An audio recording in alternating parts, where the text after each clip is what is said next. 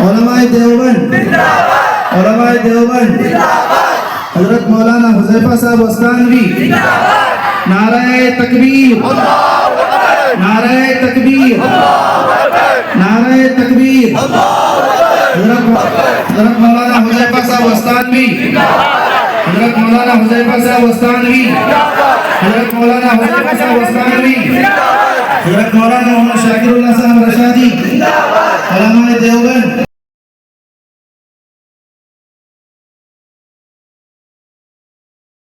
کر رہا تھا، ستارے جھلملا رہے تھے، کلیاں چٹک رہی تھی اور کچھ مہنگی رہے تھے کہ سرزمین حجاز جلوہ حقیقت سے لبریز ہو گئی۔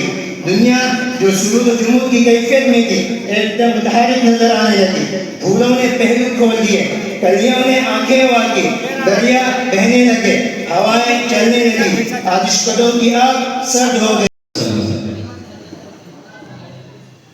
برادران اسلام،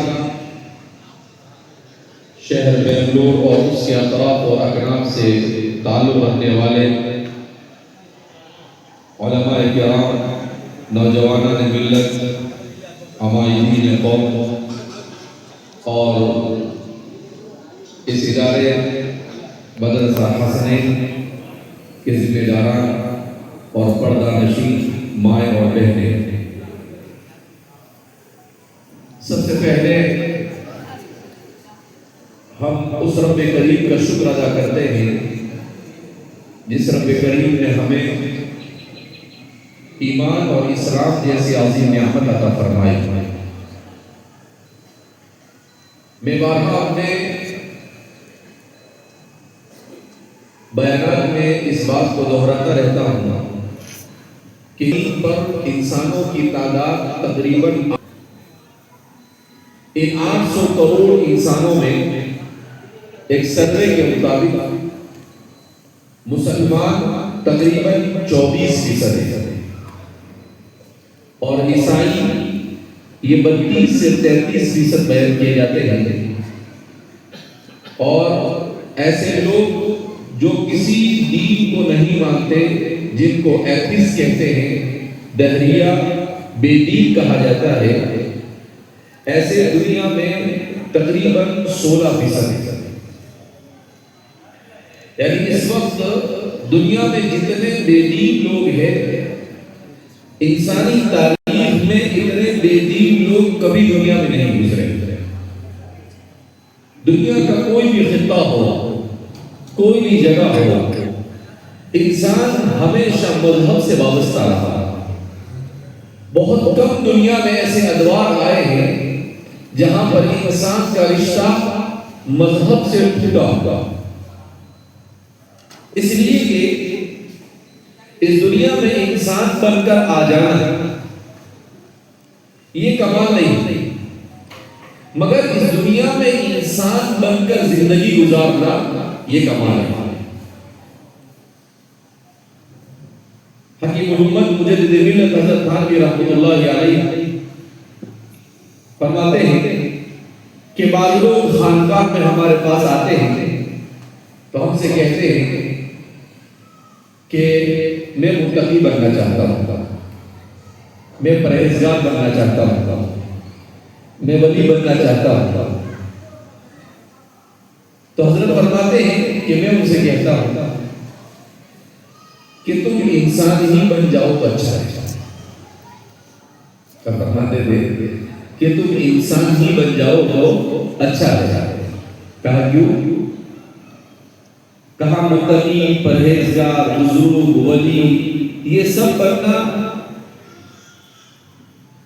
آسان ہے مگر انسان بننا مشکل ہے۔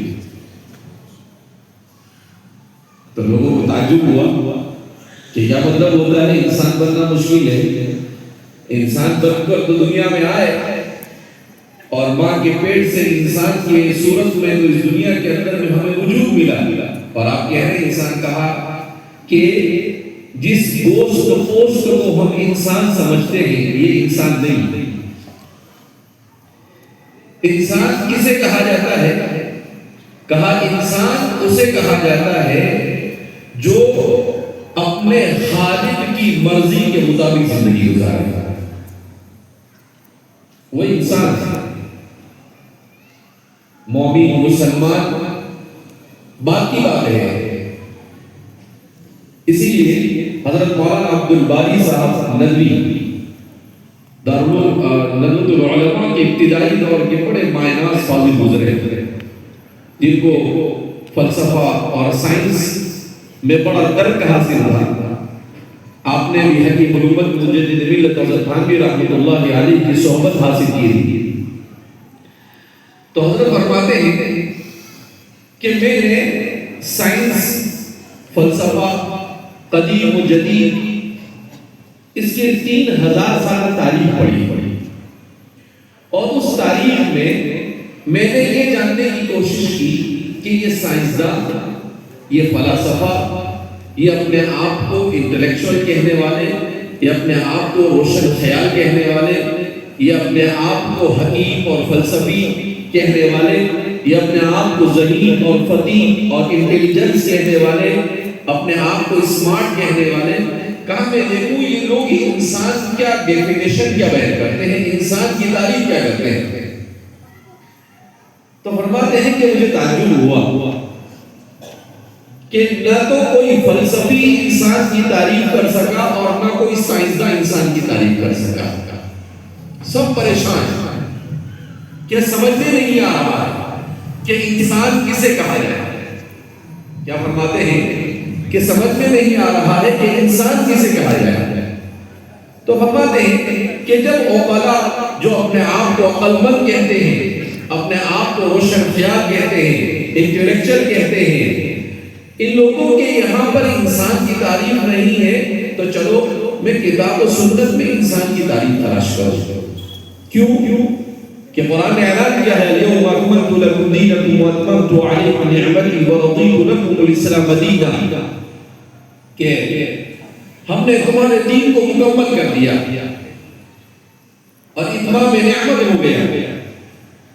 اب نہ تو کسی دین کی ضرورت، نہ کسی شریعت کی ضرورت، اور شریعت محمدیہ کے بعد نہ کسی قانون کی ضرورت۔ یہی قیامت تک آنے والی انسانیت کے لیے کافی و شافی۔ تو میں نے کہا کہ قرآن ضرور اس مسئلے کو حل کرے گا، اور قرآن نہیں حل کرے گا تو کون حل کرے گا اس مسئلے کو؟ تو فرماتے ہیں جب میں نے کتاب و سنت کو کھنگالا تو مجھے انسان کی تعریف مل گئی کہ انسان کس کو کہتے ہیں۔ کہا انسان کس کو کہتے ہیں؟ تو فرماتے ہیں انسان کہا جاتا ہے العبد المؤمن۔ انسان کس کو کہتے ہیں؟ العبد المؤمن۔ مومن بندے کو انسان کہا جاتا ہے۔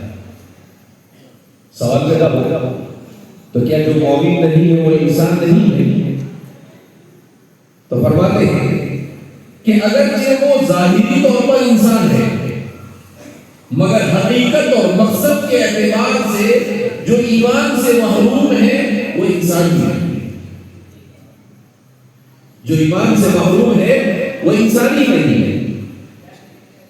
اب سوال پیدا ہوتا ہے کہ یہ دعویٰ میں نے تو کیا، بہت بڑا دعویٰ ہے، لیکن اس دعوے پر میرے پاس دلیل کیا ہے؟ تو فرماتے ہیں کہ میرے پاس قرآن اور حدیث سے بہت ساری دلیلیں ہیں۔ کہا کہ اس کی سب سے بڑی دلیل یہ ہے کہ قرآن کریم میں اللہ فرماتے ہیں الذین یأکلون کما تأکل الانعام فالنار مثوی لهم انہم کالانعام بل هم اضل۔ کہا کہ جو لوگ اپنے خالق اور مالک کی معرفت صحیح ڈھنگ سے حاصل نہیں کر سکتے، جو لوگ اپنی زندگی گزارنے کا صحیح سلیقہ نہیں معلوم کر سکتے، جو خود اپنے نفس کے رائٹ، اپنے حقوق، جو انسانوں کے دوسرے انسانوں کے ماں باپ کے حقوق، میاں بیوی کے حقوق، اولاد کے حقوق، ان سب چیزوں کو نہیں جان سکتے ہیں، تو ظاہر سی بات ہے ان میں اور دوسرے مخلوق میں، دوسرے جانوروں میں فرق کیا واقع رہا ہے؟ کا انسان ہونے کے لیے تو ضروری ہے کہ اسے سب سے پہلے اپنے خالق اور مالک کے حقوق کو جاننا پڑے گا، اسے سب سے پہلے اپنے خالق اور مالک کی معرفت حاصل کرنی پڑے گی۔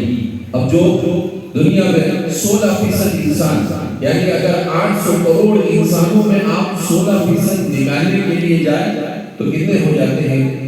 کئی سو کروڑ کے اندر میں انسان پہنچ جاتے ہیں۔ اتنے انسان ایسے ہیں جن کے پاس ایمان ہی نہیں ہے، جن کے پاس دین ہی نہیں ہے،